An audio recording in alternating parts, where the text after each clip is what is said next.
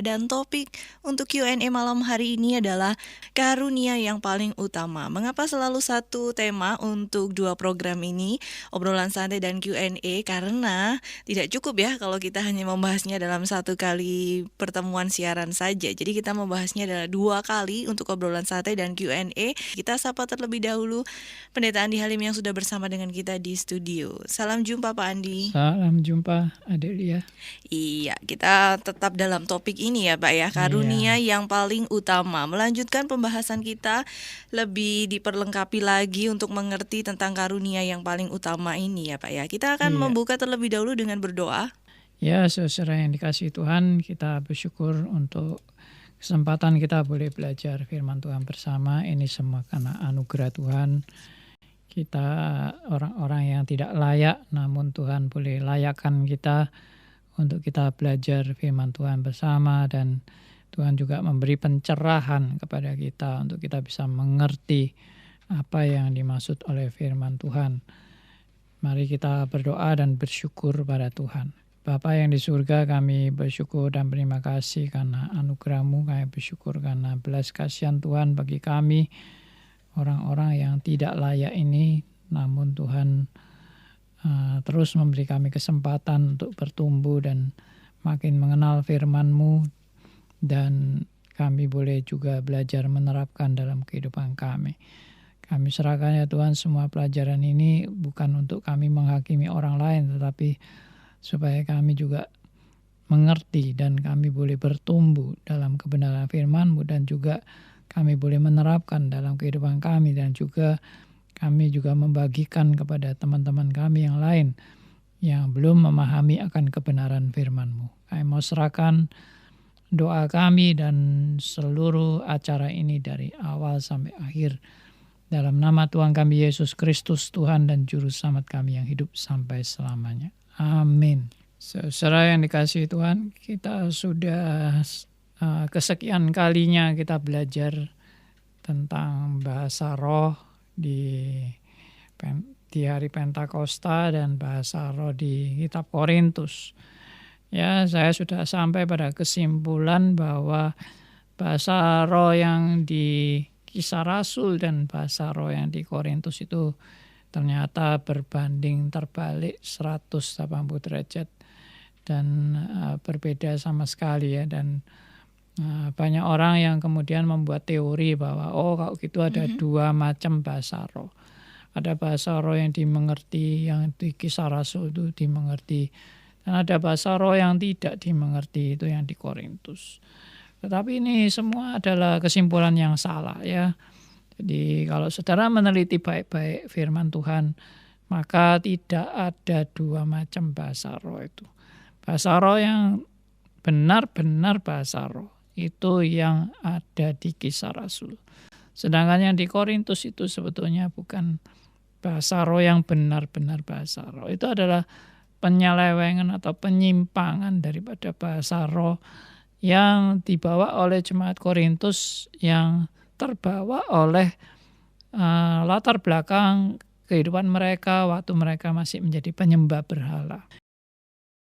Dan di dalam kebiasaan mereka menyembah berhala itu mereka melakukan hal-hal ritual yang out of control ya, yang tidak terkendali, sehingga bisa mengeluarkan kata-kata yang kacau dan kata-kata yang tidak teratur. Nah, itu yang tertulis di kitab Korintus, dan Rasul Paulus sendiri mengatakan tidak mungkin itu dari Roh Kudus ya.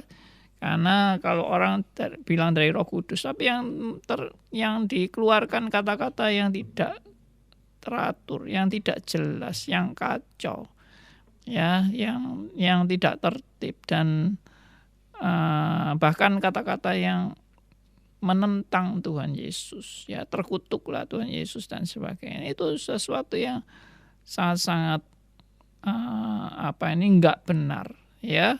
Rasul Paulus sudah menegur itu. Jadi saudara, sekali lagi bagi saudara yang mungkin baru bergabung dan baru memahami ini. Jadi surat 1 Korintus terutama ayat 12 dan pasal 12 dan pasal 14 itu bukan surat anjuran untuk orang mau berbahasa roh. bukan ajakan untuk orang istilahnya berlomba-lomba untuk bisa berbahasa roh. Sama sekali tidak. Saudara kalau teliti dengan benar, maka itu Rasul Paulus justru kalau to the point-nya loh ya, Rasul Paulus itu mau melarang orang yang berbahasa roh. Nanti kita lihat lebih lanjut dari pembahasan kita. Jadi di ayat, saya ingatkan ya saudara-saudara ya, pasal 12 ayat 1. Aku ingin supaya kamu mengetahui kebenarannya. Berarti jemaat Korintus tidak tahu kebenarannya. Ayat 2 dan 3, latar belakang jemaat Korintus yang sedang menyembah berhala. Dan terbiasa dalam acara-acara ritual, mereka melakukan ekstasi rohani yang out of control. Dan mengeluarkan kata-kata yang kacau dan tidak terkendali. Ini kebiasaan jemaat Korintus. Itu di pasal 12 ayat 2 dan 3.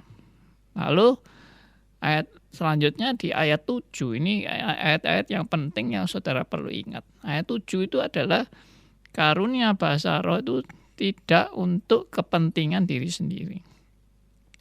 Tidak ada karunia untuk kepentingan diri sendiri. Ya, tidak ada karunia, bukan hanya bahasa roh aja, tapi semua karunia. Tidak ada yang untuk kepentingan diri sendiri. Semua karunia adalah untuk membangun jemaat. Dan Rasul Paulus juga mengingatkan kembali bahwa semua karunia itu tujuannya supaya jemaat bersatu. Karena karunia ini semua sumbernya dari satu, dari Allah. Dan bagaimana sumber yang dari satu, yaitu dari Allah itu kemudian menimbulkan perpecahan dalam jemaat seperti di Korintus. Karunia-karunianya itu akhirnya menimbulkan perpecahan. Karunia-karunia itu menghasilkan kesombongan, ya, dan bahkan menghina kelompok-kelompok lain yang karunianya tidak sama dengan mereka. Jadi karunia menghasilkan kesombongan, menghasilkan perpecahan, ya, menghasilkan egosentris, kepentingan diri. Ini karunia apa? Ya ini jelas bukan karunia.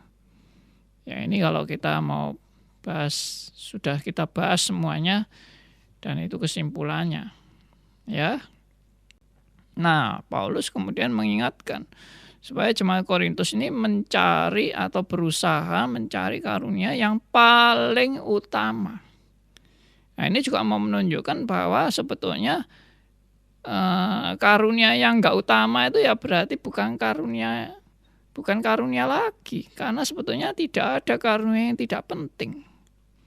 Dan tidak ada karunia yang satu penting, satu enggak penting. Satu diutamakan, satu dibuang aja. Itu tidak mungkin. Semua karunia itu sama-sama pentingnya karena dari Allah.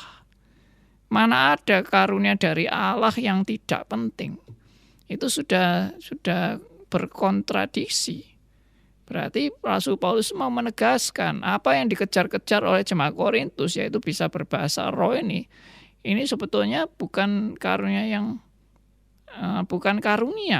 itu adalah kenikmatan untuk diri mereka sendiri, dan itu egosentris mereka. Mereka dalam menjalankan bisa berbahasa roh itu mereka berekstasi, mereka terbawa oleh imajinasi-imajinasi di mana mereka merasa sepertinya ya sampai mengalami suasana alam tidak sadar, ya, yang out of control itu.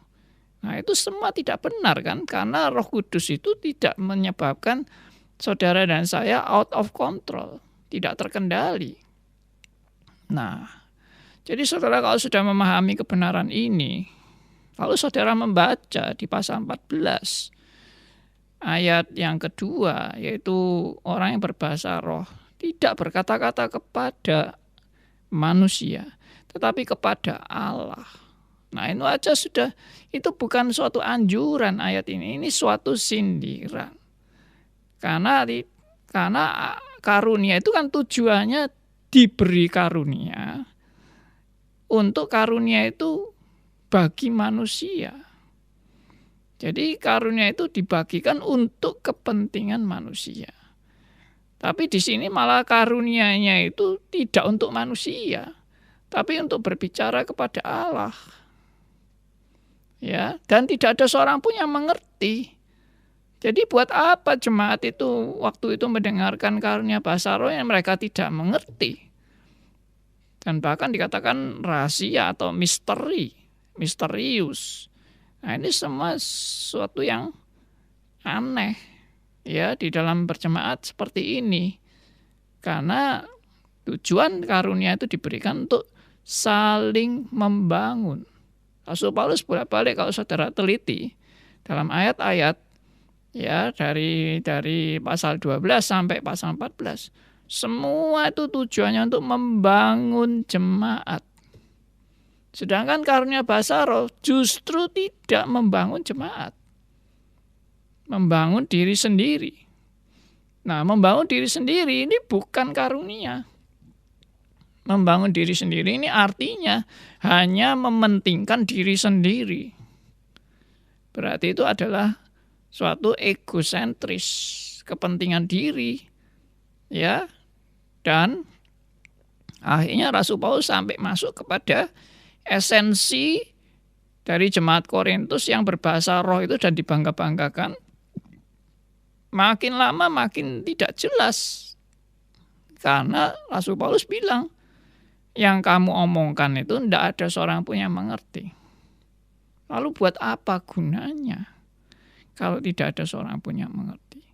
Dikatakan bahkan kata-katamu itu sia-sia saja kamu ucapkan di udara. Itu di ayat 9. Ya. Jadi coba kita ulang lagi ya. Membaca bagian ini tapi mulai ayat 9 saja. Kita baca ayat 9 sampai ayat 15 akan dibacakan oleh rekan kita Adelia. 1 Korintus 12 ayat 14 ayat 9 sampai yang ke 15. Demikianlah juga kamu yang berkata-kata dengan bahasa roh. Jika kamu tidak mempergunakan kata-kata yang jelas, bagaimanakah orang dapat mengerti apa yang kamu katakan? Kata-katamu sia-sia saja kamu ucapkan di udara. Ada banyak, entah berapa banyak macam bahasa di dunia. Sekalipun demikian, tidak ada satupun di antaranya yang mempunyai bunyi yang tidak berarti. Tetapi, jika aku tidak mengetahui arti bahasa itu, aku menjadi orang asing bagi dia yang mempergunakannya, dan dia orang asing bagiku. Demikian pula dengan kamu. Kamu memang berusaha untuk memperoleh karunia-karunia roh. Tetapi lebih daripada itu, hendaklah kamu berusaha mempergunakannya untuk membangun jemaat. Karena itu, siapa yang berkata-kata dengan bahasa roh, ia harus berdoa, supaya kepadanya diberikan juga karunia untuk menafsirkannya. Sebab jika aku berdoa dengan bahasa roh, maka rohkulah yang berdoa, tetapi akal budiku tidak turut berdoa. Jadi apakah yang harus kubuat? Aku akan berdoa dengan rohku, tetapi aku akan berdoa juga dengan akal budiku. Aku akan menyanyi dan memuji dengan rohku, tetapi aku akan menyanyi dan memuji juga dengan akal budiku. Ya, ini sudah jelas sekali saudara ya. Jadi Rasul Paulus mau mengingatkan jemaat Korintus untuk tidak menggunakan karunia bahasa roh yang mereka unggulkan itu dan mengucapkannya dengan begitu saja tanpa ada maknanya. Makanya Paulus bilang kalau kamu memang masih ngotot mau berbahasa roh yang sama sekali tidak dimengerti itu, kamu harus berdoa untuk kamu bisa menafsirkannya. Ya, tapi menafsirkannya itu kan lucu juga. Kenapa bisa ditafsirkan? Wong memang gak ada seorang pun yang mengerti kalau berpatokan di ayat 2, pasal 14 ayat 2. Orang yang berbahasa roh itu adalah orang-orang yang tidak berkata kepada manusia, tapi kepada Allah. Sebab tidak ada seorang pun yang mengerti bahasanya. Oleh roh yang mengucapkan hal-hal yang rahasia. Nah ini aja kan sudah aneh. Paulus sudah bilang memang nggak ada yang ngerti. Bicaranya tidak kepada manusia, tetapi kepada Allah. Lalu omongannya itu tidak ada yang dimengerti dan rahasia atau misterius. Nah anehnya yang tidak dimengerti ini Paulus bilang, kamu harus berdoa untuk bisa menafsirkan. Nah, orang tidak ngerti kok disuruh menafsirkan. Iya kan? Nah bagaimana itu?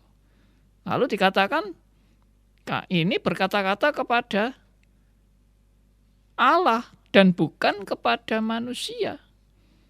Kalau memang kepada Allah dan bukan kepada manusia, kenapa harus ditafsirkan? Dan Rasul Paulus menegaskan lagi, kamu harus mempergunakan karunia itu untuk membangun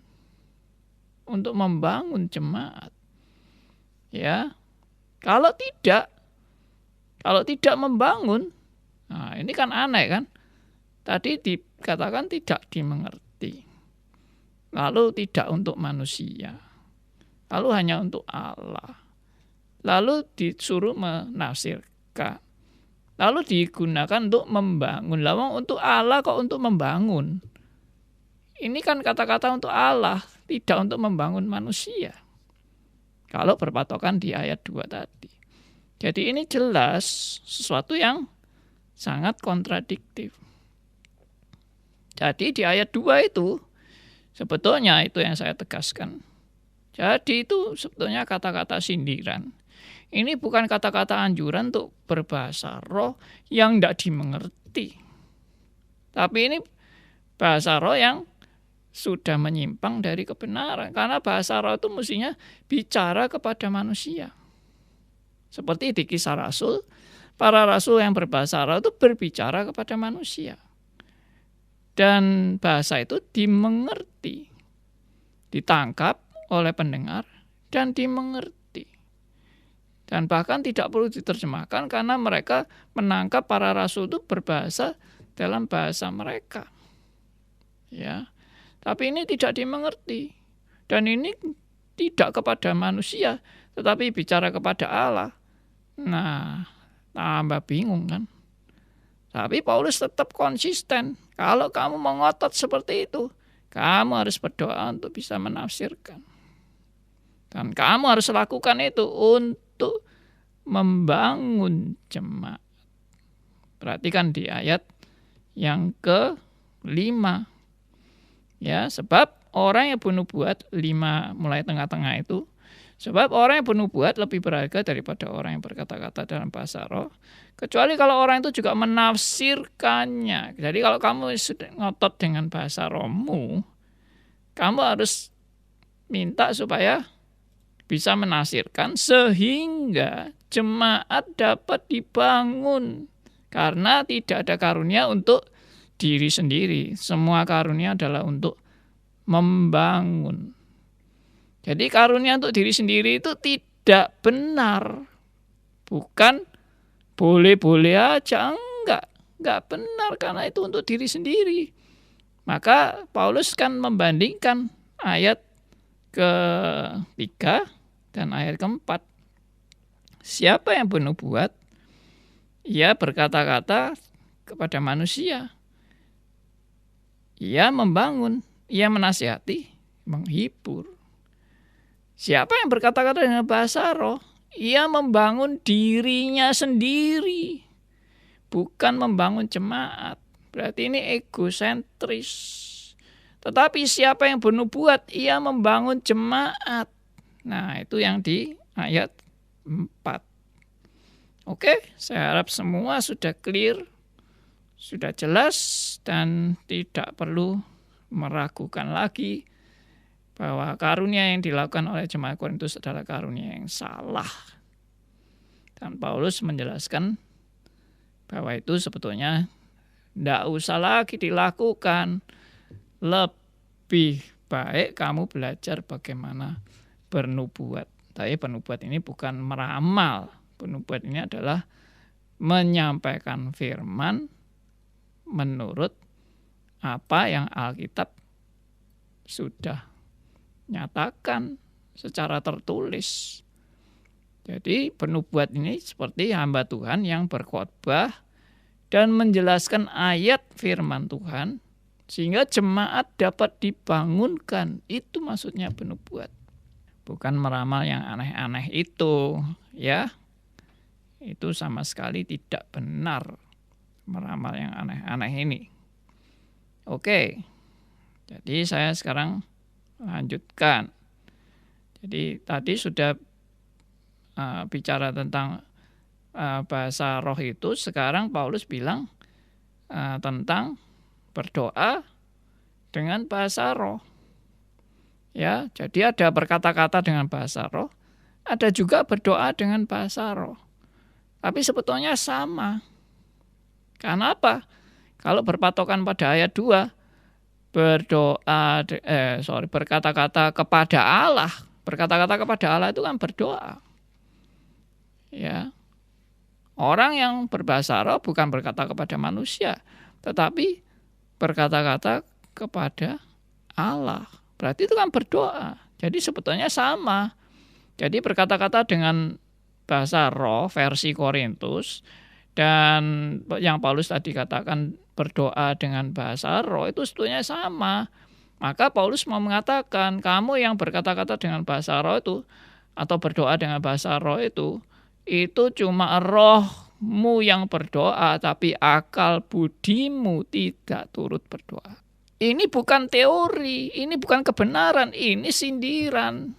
Akan sangat konyol kalau saudara kemudian menerima ini sebagai suatu teori dan Anda mengatakan kalau orang mau pinter bahasa roh, tidak usah pakai akal budi.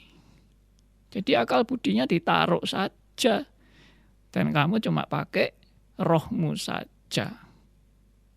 Nah, bagaimana saudara bisa berdoa dengan roh saja tanpa akal budi? Aneh kan? Nah, jadi saudara kalau teliti satu persatu, waduh, banyak kekacauan yang terjadi di jemaat Korintus karena mereka waktu berdoa tidak pakai akal budi. Ya, doa tidak pakai akal budi itu yang bagaimana? Ya pasti doa yang kacau balau. Karena akal budi itu tidak diikut sertakan. Bahkan akal budinya diskors. Ya, tahu ya diskors, diberhentikan. Udah berhenti. Atau di out. Akal budinya di out. Bagaimana manusia bisa berdoa tanpa akal budi? Bisa berkata-kata tanpa akal budi? Ya sudah kayak binatang. Karena binatang memang tidak punya akal budi. Oke, ayat 15. Jadi apa yang harus kubuat? Nah ini. Jadi ayat 14 dan 15. Saudara sudah bisa melihat mana yang benar. Bukan berarti lalu ya sudah. Doa yang benar adalah tidak pakai akal budi. Pakai roh aja. Tapi Paulus bilang, apa yang harus aku buat? Aku akan berdoa dengan rohku, tetapi aku akan berdoa dengan akal budiku. Artinya, di sini bukan berdoa dengan roh sendiri, berdoa dengan akal budi sendiri, salah. Artinya adalah antara berdoa dengan roh dan berdoa dengan akal budi itu tidak bisa dipisah. Artinya roh dan akal budi itu merupakan satu kesatuan yang tidak terpisahkan. Nah itulah yang seharusnya menjadi pelajaran untuk Anda dan saya di dalam hal ini. Bukan Anda lalu meniru jemaat Korintus yang cuma mau rohnya aja, akal budinya dibuang. Tidak. Itu salah. Jadi saudara tidak pernah diajar untuk berdoa tanpa akal budi. Ya, akal budi itu anugerah Tuhan, saudara-saudara. Bagaimana akal budi yang anugerah Tuhan itu dibuang dan diskors dan tidak dipakai? Itu konyol banget. Oke, saudara sadar kan kalau akal budi itu anugerah Tuhan.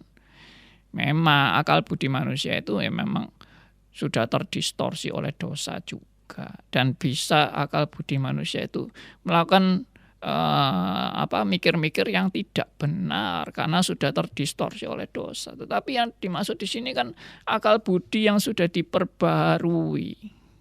akal budi yang dianugerahkan Tuhan bagi orang percaya. Ya. Makanya di Roma 12 ayat 2 itu budi, pembaruan budi itu sangat penting. Itu semboyan radio RMC. Ya, renewing your mind. Mind, akal budi. Renewing, yang terus-menerus diperbaharui. Ya, jadi akal budi jangan diskors. Oke? Jadi Rasul Paulus di sini menyatakan, aku akan berdoa dengan rohku, tapi aku akan berdoa dengan akal budiku. Ini ayat 15. Aku akan menyanyi dan memuji dengan rohku, tetapi aku akan menyanyi dan memuji juga dengan akal budiku. Artinya roh dan akal budi tidak mungkin dipisah. Ya. Jadi bagaimana berdoa dengan roh dan akal budi? Ya sekarang ini saya percaya, saya berbicara kepada Anda. Saya berbicara ini dengan roh dan akal budi saya. Ya, kenapa saya berani bilang saya sedang bicara dengan roh dan akal budi? Ya, karena saya sedang berbicara tentang hal-hal rohani yang melampaui kemampuan manusia secara normal. Saya sedang bicara mengenai rahasia-rahasia firman yang saya bukakan di hadapan Anda tentunya karena anugerah dan kasih karunia Allah. Roh Kudus yang membuka pikiran dan hati kita. Jadi ada roh pasti yang memimpin dan memimpin saya, memimpin akal budi saya yang terus-menerus diperbarui untuk saya bisa men-sharekan kepada Anda kebenaran-kebenaran ini. Jadi ini bukan kebetulan, saudara ya. Ini bukan spontanitas tiba-tiba saya tidak pakai mikir, tahu-tahu muncul aja kata-kata seperti ini. Ini tentunya akal budi yang Tuhan pimpin untuk kita bisa mengerti dengan benar. Oke. Jadi kalau saya hanya mementingkan roh-roh itu yang tidak jelas itu. Yang dimaksud roh-roh itu ya yang tidak jelas ini, ngomong yang tidak jelas, nyanyi yang tidak jelas, pengucapan syukur yang tidak jelas. Semuanya tidak ada gunanya karena tidak ada orang yang mengerti. Itu yang Rasul Paulus bilang. Bagaimana orang bisa mengucap syukur dengan apa yang kamu katakan kalau semua orang tidak mengerti apa yang kamu ungkapkan. Oke, sekarang mari kita baca kembali ayat 17 sampai ayat 20. Rekan kita Adelia membacakan bagi kita. Ya, kita akan membaca 1 Korintus 14 ayat 17 sampai 20. Sebab sekalipun pengucapan syukurmu itu sangat baik, tetapi orang lain tidak dibangun olehnya. Aku mengucap syukur kepada Allah bahwa aku berkata-kata dengan bahasa roh lebih daripada kamu semua. Tetapi dalam pertemuan jemaat, aku lebih suka mengucapkan 5 kata yang dapat dimengerti untuk mengajar orang lain juga, daripada beribu-ribu kata dengan bahasa roh. Saudara-saudara, janganlah sama seperti anak-anak dalam pemikiranmu. Jadilah anak-anak dalam kejahatan, tetapi orang dewasa dalam pemikiranmu. Nah, makin jelas lagi kan. Meskipun ayat ke-18 ini seringkali menggoyahkan banyak orang dengan mengatakan, wah Pak, kalau lihat ayat 18, ini Rasul Paulus kan bilang ini, aku mengucap syukur kepada Allah bahwa aku berkata-kata dengan bahasa roh lebih daripada kamu semua. Berarti Rasul Paulus ini hebat bahasa rohnya, melebihi jemaat Korintus. Ya, saya percaya Rasul Paulus ini di dalam berbahasa roh dia dikatakan melebihi jemaat Korintus. Tapi melebihi itu melebihi apa? Bukan melebihi ngawurnya, bukan melebihi kacaunya, bukan melebihi egoisnya, bukan melebihi ketidaktahuannya tentang bahasa roh yang benar. Tidak, yang dimaksud melebihi itu adalah melebihi dalam kebenarannya. Dalam kebenarannya, bukan ayo hebat-hebatan bahasa roh yuk. Lu bisa, gua juga bisa. Nah, bukan begitu saudara, tapi Paulus jawabnya apa? Sebetulnya yang menjadi poinnya itu ayat 19, bukan ayat 18. Jadi saya ulang lagi ya, aku mengucap syukur kepada Allah bahwa aku berkata-kata dengan bahasa roh lebih daripada kamu semua. Ada kata penghubung apa? Tetapi. Nah, tetapi dalam pertemuan jemaat, aku lebih suka mengucapkan 5 kata yang dapat dimengerti untuk mengajarkan orang lain juga daripada beribu-ribu kata dengan bahasa roh. Ini bahasa negosiasi dan bahasa sindiran saudara-saudara bagi jemaat Korintus yang tergila-gila dengan bahasa roh. Bahwa Paulus bilang, aku ini tidak kalah hebat loh sama kamu berbahasa rohnya. Aku ini lebih dari kamu. Tapi meskipun aku ini lebih, aku tidak menggunakan bahasa roh itu di dalam pertemuan jemaat. Nah, kata-kata ini kalau tidak ditangkap yang benar, akhirnya orang bisa menyimpulkan, ya kalau gitu bahasa rohnya di kamar aja, Pak. Jangan di dalam jemaat. Di kamar sendirian aja. Di kamar sendirian tuh juga mau apa tujuannya berbahasa roh di kamar sendirian? Karena sekali lagi karunia itu adalah untuk membangun jemaat. Oke? Saya harap semua kesimpulan-kesimpulan Anda yang secara subjektif itu dibuang aja. Dan Anda melihat kesimpulan ini secara objektif yang sesuai dengan kembali lagi kepada Alkitab.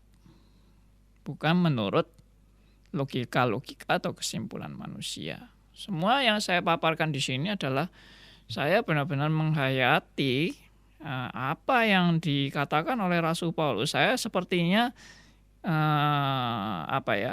mau menghadirkan Rasul Paulus di tempat ini dan berbicara dan sharing kepada Anda semua tentang bagaimana pergumulan Rasul Paulus menghadapi jemaat Korintus. Ya tentunya saya tidak bisa mengundang Rasul Paulus datang ke sini ya untuk berbicara, tetapi kita menangkap spiritnya, kita menangkap moodnya Rasul Paulus waktu sedang menulis kitab Korintus ini. Kalau kita bisa nangkep maksud Rasul Paulus, sudah. Ya, boleh dikatakan 80-90% saya sudah menangkap isi 1 Korintus pasal 12-14 ini. Oke? Ya, oke. Jadi kembali lagi. Paulus bilang apa tadi di ayat 17? Sebab sekalipun pengucapan syukurmu itu sangat baik, tapi orang lain tidak dibangun olehnya.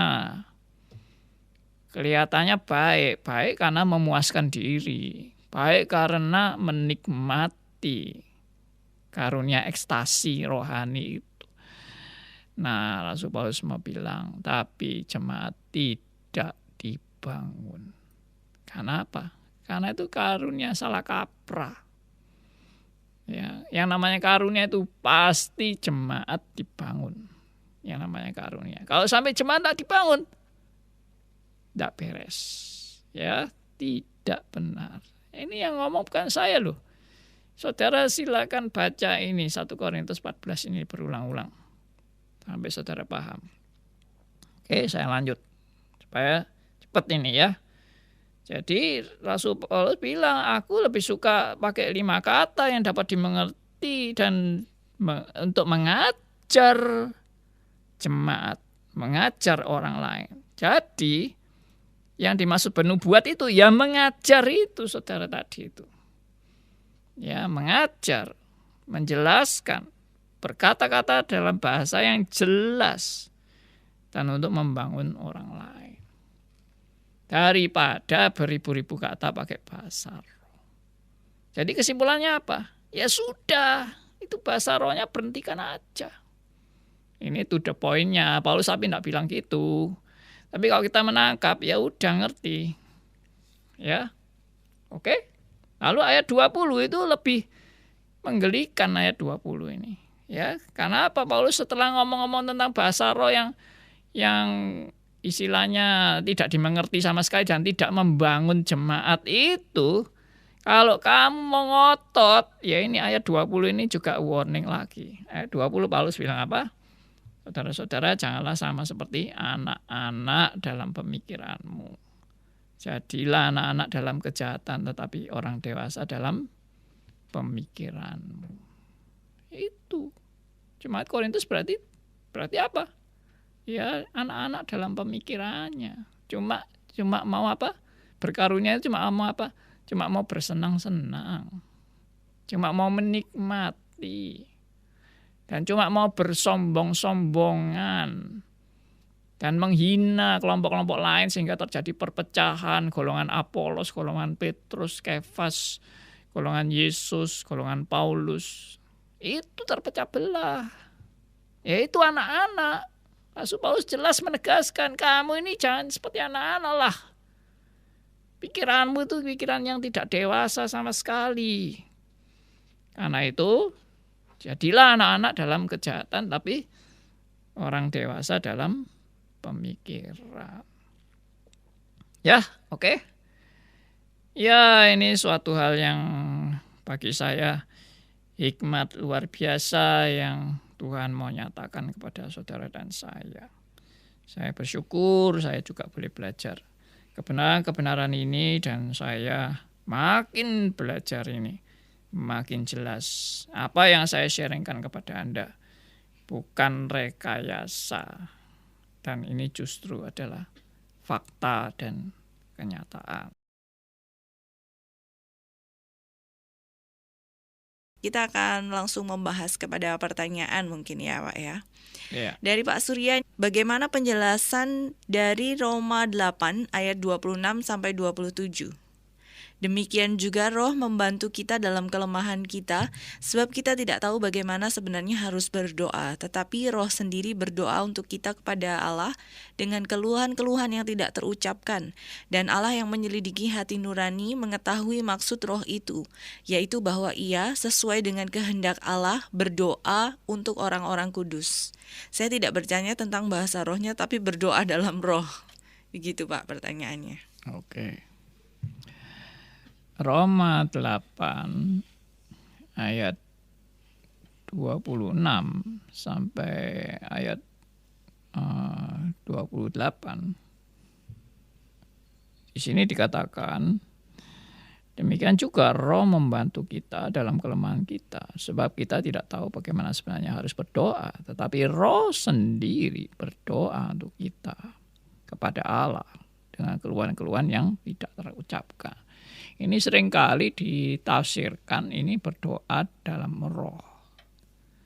Ini juga salah, saudara-saudara, menafsirkan Roma 8 ayat 26 ini dengan ini adalah berdoa dalam roh. Ini tidak ada hubungannya dengan berdoa dalam roh. Ini adalah orang-orang yang menderita. Saking menderitanya, dan begitu berat penderitaan mereka karena ini mereka sedang mengalami banyak siksaan dan problema-problema di mana kekristenan dikejar-kejar dan ditangkap dan bahkan dibunuh, dibakar hidup-hidup, diadu dengan binatang buas.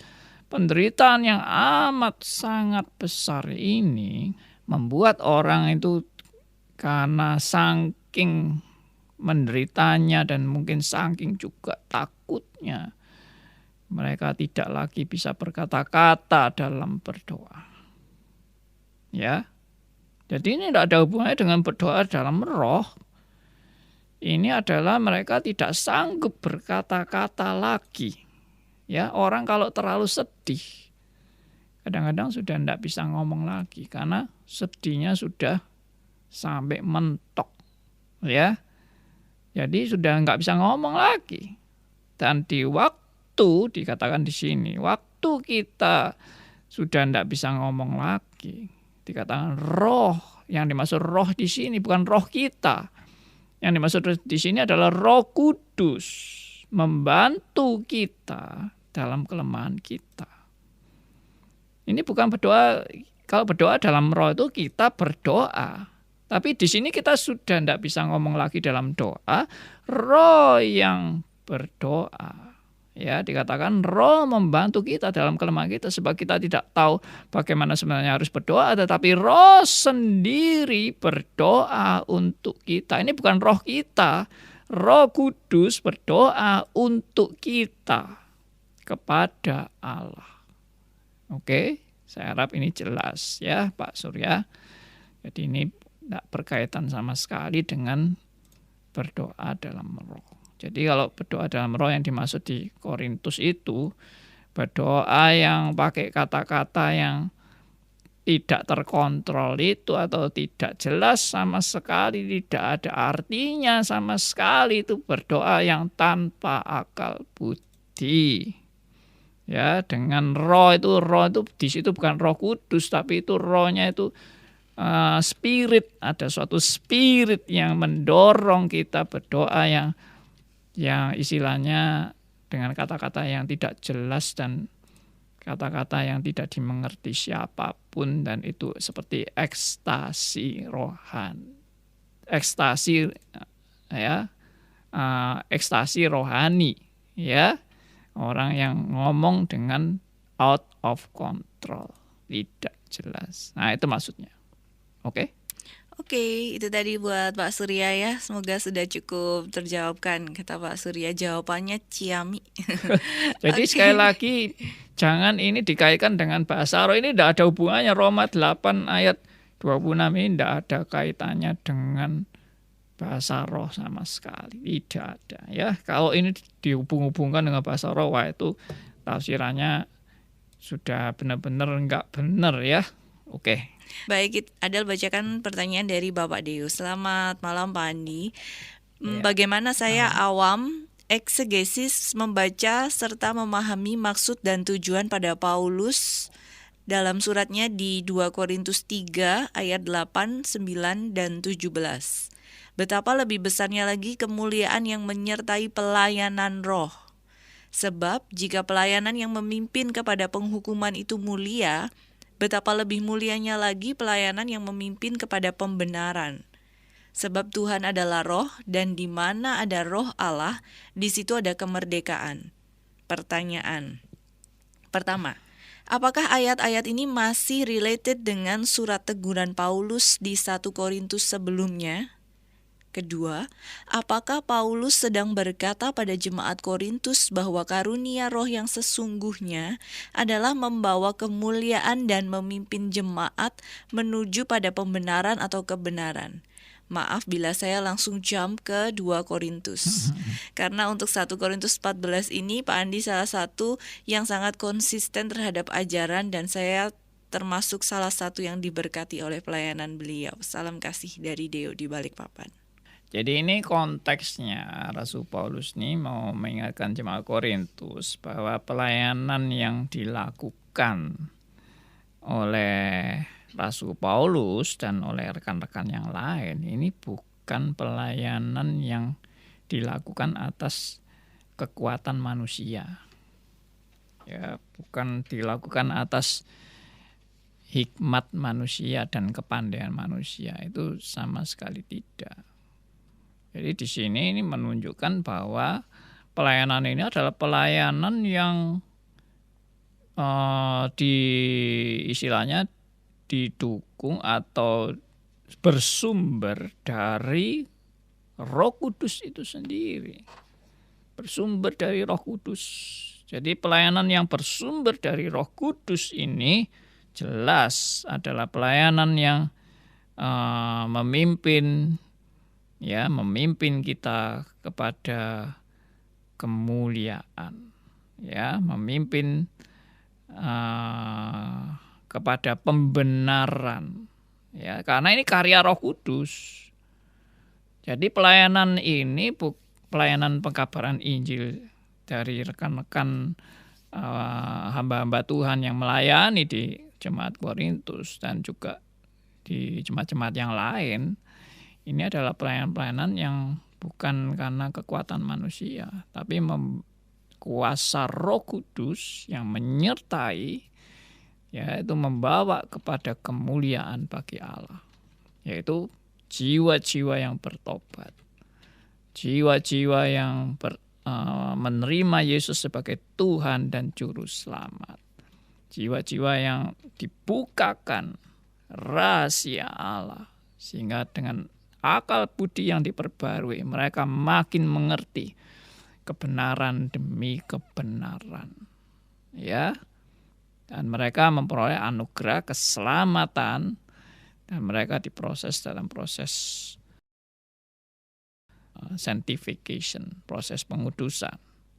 Apakah ini ada kaitannya dengan pembahasan tentang bahasa roh di 1 Korintus pasal 14 itu? Menurut saya kok agak jauh ya.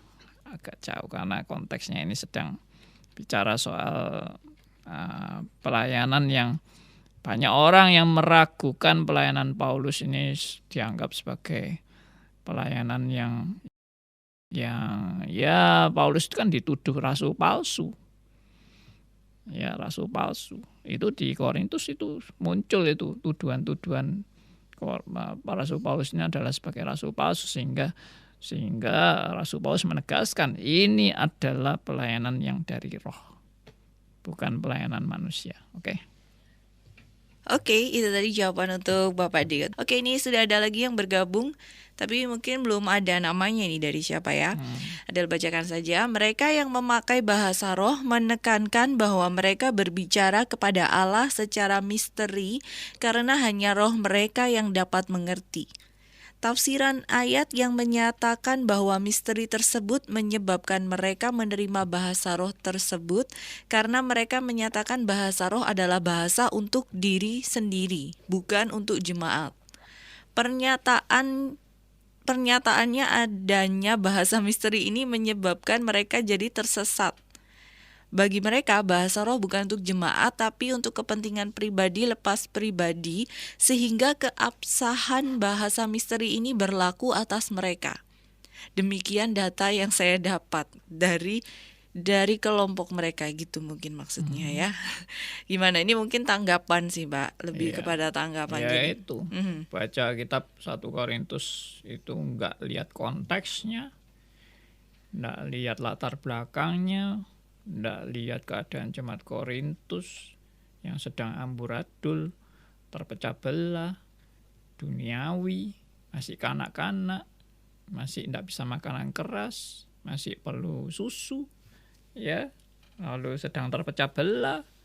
Itu mereka tidak lihat semua. Pokoknya wah ayat ini memang begini, ayat ini memang ajarannya seperti ini, mari kita ikuti ayat ini. Padahal ini ayat sindiran, padahal ini ayat teguran. Itu yang saya bilang beberapa kali yang lalu itu, saya bilang, saudara kalau menerima bahasa sindiran dan teguran lalu dianggap itu bahasa anjuran, ya kacau semua. Kalau anjuran kan harus dilakukan, kalau sindiran tambah dilakukan, ya itu namanya dablek ya.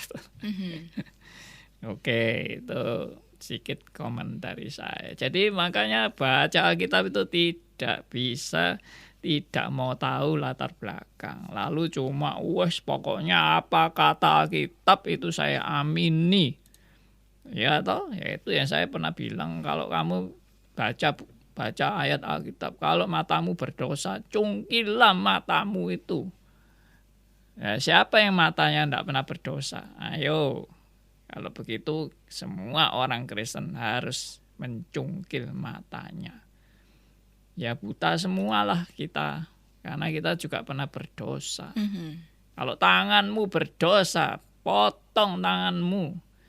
Ayo, siapa yang tangannya benar-benar suci, bersih, tidak ada noda sama sekali tangannya. Ya, kalau kita tangannya berdosa, potong. Ya, berarti orang Kristen ini buntung semua tangannya. Ya, kalau mau baca ayat begitu saja tanpa mengerti ini maksudnya apa. Jadi saya lanjutkan saudara-saudara ya, ini makin lama makin seru ya. Sekarang kita baca ayat berikutnya. yaitu di ayat 21 dan 22. Oke, silakan Adelia bacakan. 1 Korintus 14 ayat 21 dan 22. Dalam hukum Taurat ada tertulis, oleh orang-orang yang mempunyai bahasa lain dan oleh mulut orang-orang asing, aku akan berbicara kepada bangsa ini. Namun demikian, mereka tidak akan mendengarkan aku, firman Tuhan. Karena itu, karunia bahasa roh adalah tanda bukan untuk orang yang beriman, tetapi untuk orang yang tidak beriman. Sedangkan karunia untuk bernubuat adalah tanda bukan untuk orang yang tidak beriman, tetapi untuk orang yang beriman. Nah, ini lebih seru lagi ya, terutama di ayat yang baru tadi dibaca oleh rekan kita Adelia ini, ayat 22 itu, karunia bahasa roh adalah tanda bukan untuk orang beriman, tapi untuk orang yang tidak beriman. Jadi orang-orang yang bahasa roh itu orang yang bagaimana? Dikatakan tanda untuk yang tidak beriman. Sedangkan karunia untuk bernubuat adalah tanda bukan untuk orang yang tidak beriman, tetapi untuk orang yang beriman. Nah, ini kalau suruh mengartikan ini pasti bingung. Ya kan, orang-orang yang membanggakan bahasa roh ini disebut tanda untuk orang yang tidak beriman. Sedangkan bernubuat tanda untuk orang beriman. Loh, jadi mau pakai yang mana? Yang pakai yang untuk tidak beriman atau pakai yang beriman? Saudara ini yang ngaku-ngaku ya, saya dapat karunia berbahasa roh yang tidak dimengerti oleh siapapun. Paulus bilang itu tanda untuk orang yang tidak beriman. Ini yang ngomong Rasul Paulus loh, bukan saya. Makanya tadi saya bilang saya itu sepertinya ingin menghadirkan Rasul Paulus di sini dan berbicara. Ya, meskipun tidak bisa, tetapi kalau kita menangkap moodnya yang Rasul Paulus sedang tulis, itu kita bisa nangkap semuanya. Ya. Nah, apa ini maksudnya? Nah, sekarang saya jelaskan. Ayat 21. Kenapa Paulus menulis di ayat 21 ini? Ya. Dalam hukum Taurat ada tertulis. Ini memang Rasul Paulus sedang mengutip Perjanjian Lama. Oleh orang-orang yang mempunyai bahasa lain. Dan oleh mulut, ini dari kutipan dari kitab Yesaya ya. Saya ulangi. Jadi dalam hukum Taurat ada tertulis, oleh orang-orang yang mempunyai bahasa lain dan oleh mulut orang-orang asing, aku akan berbicara kepada bangsa ini, namun demikian mereka tidak akan mendengarkan aku, firman Tuhan. Ini adalah merupakan nubuatan dan juga merupakan hukuman bagi bangsa yang tegar tengkuk keras kepala, yang sombong dan merasa sebagai bangsa pilihan melebihi semua bangsa-bangsa lain yang dianggap mungkin bangsa-bangsa ini kebiasaan mereka, bangsa anjing yang pokoknya bukan Yahudi itu dianggap anjing. Ya. Waduh, luar biasa sekali. Ini memang orang Yahudi itu merasa superiornya luar biasa pada zaman-zaman itu. Di dalam kesombongan dan di dalam bahkan keberanian mereka memberontak kepada Allah, Allah memberikan hukuman yang keras. Itu yang seperti saya pernah nyatakan di Kisah Rasul. Ya, sehingga dalam kesombongan dan merasa Yahudi ini yang paling top, ya, dengan juga mereka bangga dengan bahasa Yahudi mereka itu, bahasa Ibrani mereka itu. Tuhan sekarang mau menunjukkan kepada mereka bahwa mereka sudah bukan lagi yang paling hebat. Mereka bukan yang paling utama. Dengan mereka akhirnya dijajah. Mereka dikalahkan oleh bangsa lain. Mereka berperang tapi kalah dengan bangsa-bangsa kafir. Bahkan mereka dijajah, bahkan mereka dibuang menjadi tawanan. Ya, Sampai benar-benar istilahnya bangsa ini dipermalukan secara luar biasa. Dan Tuhan bernubuat, saya akan berbicara kepada bangsa ini memakai bahasa orang asing. Ya, pakai mulut orang asing. Mulut orang asing itu maksudnya ya pakai bahasa-bahasa asing. Dan itu digenapi kapan, saudara? Itu digenapi hari Pentakosta. Hari Pentakosta itu adalah hari di mana para rasul bisa berbahasa-bahasa asing. Tapi bahasa asingnya itu bahasa bangsa kafir. Yang mereka sedang memberitakan kebenaran firman itu pakai bahasanya bangsa kafir. Nah, ini Tuhan mau menunjukkan bahwa sudah saatnya ya anugerah itu tidak hanya untuk bangsa ini, tapi anugerah itu adalah untuk bangsa-bangsa lain. Dan Tuhan bisa pakai bangsa lain untuk firman itu diberitakan. Nah ini saudara, inilah kata-kata ini yang dimengerti. Jadi sebetulnya ayat 21 ini itu Paulus sedang menunjuk kepada peristiwa penggenapan dari hari Pentakosta. Bahwa Allah menggunakan bahasa orang asing untuk memberitakan firman-Nya. Dan bangsa ini adalah bangsa yang tegar tengkuk, keras kepala, dan banyak orang yang tetap nggak percaya meskipun juga banyak yang percaya. Ya, jadi ini penegasan, dan ini sebetulnya mempermalukan bangsa yang sok hebat ini, yang sok luar biasa ini, sok nomor satu ini, menjadi bangsa yang tidak lagi nomor satu. Karena Tuhan sudah pakai bahasa lain, bangsa lain. Oke, jadi saya harap jelas. Inilah sebetulnya latar belakang bahasa roh itu. Latar belakang munculnya bahasa roh itu ya ini, yaitu Tuhan itu sudah memang merencanakan akan memakai bahasa orang asing untuk memberitakan firman. Dan itu diberitakan kepada orang Yahudi, memakai bahasa asing itu. Dan itu terjadi pada hari Pentakosta. Dan itulah yang disebut dengan tanda untuk orang yang tidak beriman. Ya. Jadi Tuhan pakai bahasa asing ini untuk tanda orang yang tidak beriman. Bukan untuk orang yang beriman. Untuk yang tidak beriman, yaitu untuk bangsa Yahudi ini loh yang tidak beriman itu dikasih tanda bahasa asing. Untuk orang Yahudi yang tidak beriman itu. Ini sebagai suatu kesaksian bahwa Allah sekarang menggunakan bahasa orang asing untuk memberitakan kebenaran. Dan itu dijadikan tanda untuk orang tidak beriman. Dan tanda ini terus dipakai untuk penginjilan sampai ke Samaria. Itu tanda itu juga terjadi, ya, seperti yang kita sudah pernah uraikan di Kisah Rasul, bahasa roh di Kisah Rasul, bahwa terjadinya fenomena di Samaria. Itu saya sudah tafsirkan, itu terjadi bahasa roh di Samaria. Dan terjadi juga di Cornelius, memakai bahasa asing ya sebagai tanda pertobatan, tanda bahwa karunia penginjilan itu, Injil itu sudah diberitakan kepada bangsa lain.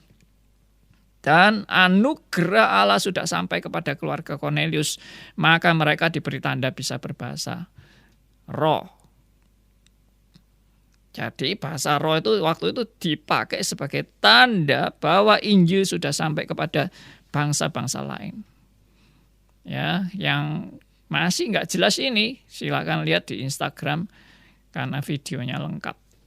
Dari awal ini sudah sesi ke-20 lebih, karena satu hari 2 sesi ya.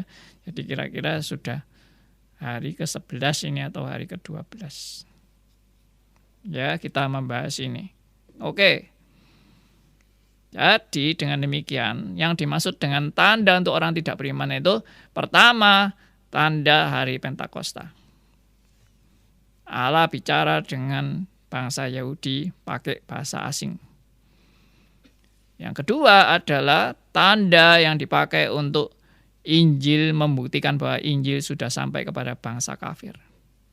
Baik itu di Samaria, baik itu di Cornelius, maupun juga sebagian orang yang di Efesus. Ya, saya harap ini Anda clear. Dan memang bahasa roh itu hanya tanda.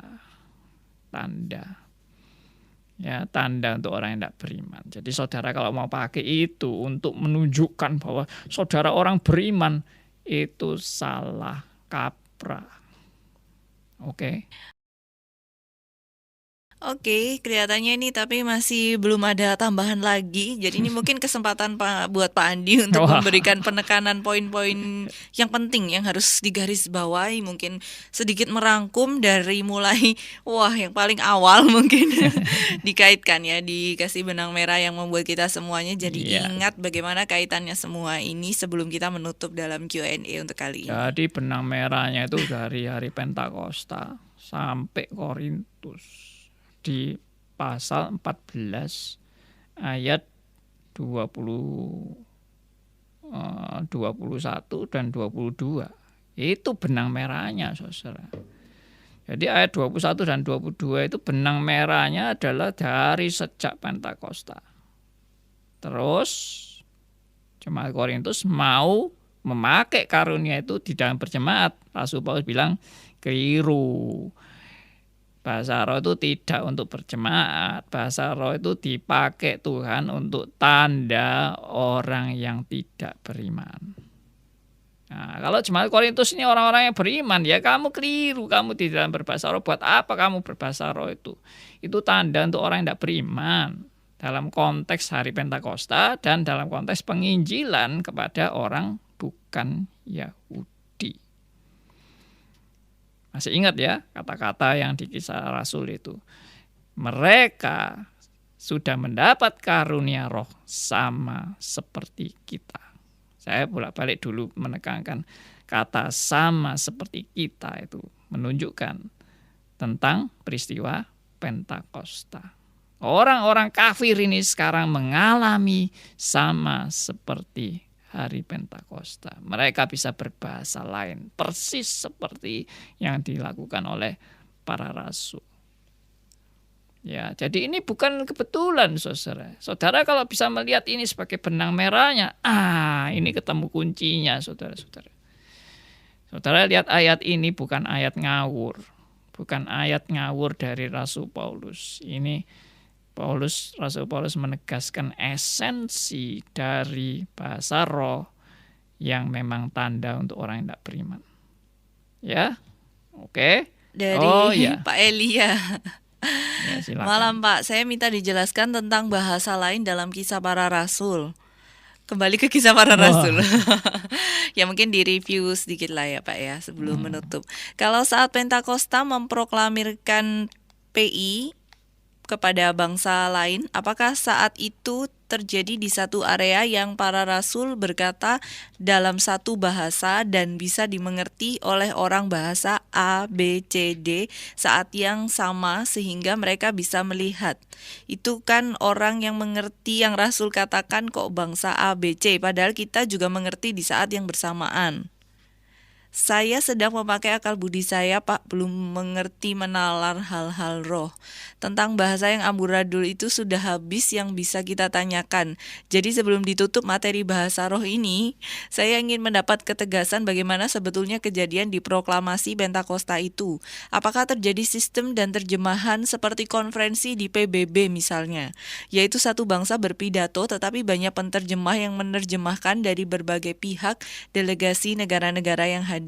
Atau bagaimana menurut Pak Andi kepastian yang mendekati kebenaran? Tepatnya di kasus Cornelius yang berbahasa roh itu rasul atau keluarga Cornelius yang berbahasa roh? Meminjam kutipan kalimat Pak Andi. Terima kasih. Yang di hari Pentakosta itu para rasul yang berbahasa roh. Dan bahasa rohnya mereka itu memang bahasa orang-orang asing di mana para pendatang orang-orang Yahudi dari berbagai macam daerah asal mereka yang mereka sudah pernah bukan pernah yang mereka sudah mengungsi ke daerah situ ya, menjadi penduduk di daerah situ. Mereka sedang berkumpul ke Yerusalem karena itu hari Pentakosta. Dan mereka bisa berbahasa di daerah mereka masing-masing. Dan waktu itu mereka bisa mendengar rasul-rasul itu berbahasa dalam bahasa daerah mereka. Nah, itu yang membuat mereka terkejut. Tapi bukan rasul-rasul itu bicara pakai bahasa Ibrani terus sampai di telinga mereka itu mereka dengarnya dalam bahasa mereka. Tidak, itu para rasul betul-betul diberi kemampuan berbahasa lain. Ya, karena itu disebut karunia bahasa lain. Bukan karunia berbahasa Ibrani, tapi bahasa Ibraninya itu sampai ke telinga orang-orang yang mendengar jadi berubah jadi bahasa daerah mereka. Berarti itu yang mendapat karunia itu bukan yang berbicara, yang mendapat karunia yang mendengar. Yang si pendengar ini mendapat karunia mendengar pakai bahasa lain. Ya tidak. Jadi benar-benar para rasul itu bisa berbahasa lain. Nah itu yang di Pentakosta. Kalau yang di Cornelius itu persis sama. Saya menafsirkan apa yang terjadi di Samaria dan apa yang terjadi di Cornelius dan apa yang terjadi di Efesus itu semua bahasanya adalah bahasa yang persis sama dengan waktu di hari Pentakosta. Itu bahasa orang asing. Bahasanya bahasa daerah suku lain yang ada di daerah asal orang-orang Yahudi yang sudah merantau itu. Jadi bukan satu bahasa lalu diterjemahkan ke enggak. Dan kemungkinan kenapa kok bisa mereka semua mendengar? Ya karena rasul-rasul itu kan bicaranya per kelompok-kelompok. Misalnya orang itu ada ratusan ribuan orang. Ya para rasul itu bicara di dalam kelompok-kelompok orang-orang yang sedang bertebaran itu. Dan mereka waktu itu mendengar para rasul itu bisa bahasa mereka. Di kelompok ini bahasa ini, di kelompok itu bahasa lain lagi. Kelompok lain kan rasulnya ada ya 11 atau 12 itu ya. Jadi kita bisa lihat mereka berbahasa bahasa suku-suku yang lain. Bukan bahasa yang tidak dimengerti. Bahasa yang dimengerti. Oke, ini semua sudah beres. Ya. Sudah beres ya kelihatannya yang Kalau bertanya mau- di WhatsApp ya, Pak. Kalau mau penutup ini saya kasih ayat Baik. penutupnya. Ayat penutupnya adalah ayat 23 dan 24. Ya, 1 Korintus 14 ayat 23 dan 24. Jadi, kalau seluruh jemaat berkumpul bersama-sama dan tiap-tiap orang berkata-kata dengan bahasa roh, lalu masuklah orang-orang luar atau orang-orang yang tidak beriman, tidakkah akan mereka katakan bahwa kamu gila? Tetapi kalau semua bernubuat, lalu masuk orang yang tidak beriman atau orang baru, ia akan diyakinkan oleh semua dan diselidiki oleh semua. Iya. Ya. Silakan nanti Anda renungkan kembali ayat-ayat ini. Jadi Paulus sendiri bilang, kamu kalau pakai bahasa roh yang tidak dimengerti sama sekali, lalu ada orang masuk, apa ndak mengatakan kamu ini gila, ngomong apa kamu itu? Suatu yang sama sekali nggak jelas dan tidak ada gunanya. Tapi kalau orang bernubuat, lalu masuk orang yang mau belajar firman, dan mereka mendengar kebenaran-kebenaran diberitakan dengan jelas. Ya, mereka kemudian dibangunkan oleh kebenaran-kebenaran itu. Ya, oke, saya harap ini semua sudah makin jelas. Baik, kita sepertinya harus menutup nih, walaupun ada lagi sih sebenarnya nih di detik-detik terakhir, tapi next time mungkin lah ya. Ya, dicatat Dicatat saja. dari Bu Ingsyal, mungkin next time ya. 1 Korintus 14 ayat 39, Pak. Apa artinya? Ya, Oke, nggak apa-apa. Kita harus tutup dulu ya. Lain kali kita akan sama-sama membahas lagi. Pak Andi bisa menutup dalam doa. ya mari kita bersyukur dan berdoa, saudara. Bapa yang di surga, kami sungguh bersyukur di tengah-tengah keberadaan kami yang penuh dengan keprihatinan. Tapi Tuhan terus mau mengajar kami kebenaran. Dan supaya kami juga terus bertumbuh dalam kebenaran. Kami bersyukur karena Tuhan terus menyertai kami. Apapun yang terjadi, Tuhan tidak pernah meninggalkan kami. Kami mau serahkan ya Tuhan untuk semua saudara-saudara di berbagai tempat yang sedang bersama-sama mendengarkan siaran ini. Tuhan berkati satu persatu dan Tuhan kuatkan dan teguhkan kami di dalam kami makin rindu kepada kebenaran firman-Mu dan bertumbuh dalam pimpinan Roh Kudus-Mu. Kami bersyukur karena kami lebih mengerti lagi apa maksud Tuhan melalui 1 Korintus pasal 12 sampai 14 ini. Kami serahkan doa kami serahkan kelanjutan daripada pembahasan ini minggu depan. Tuhan juga boleh berkati dan memperlengkapi kami semua.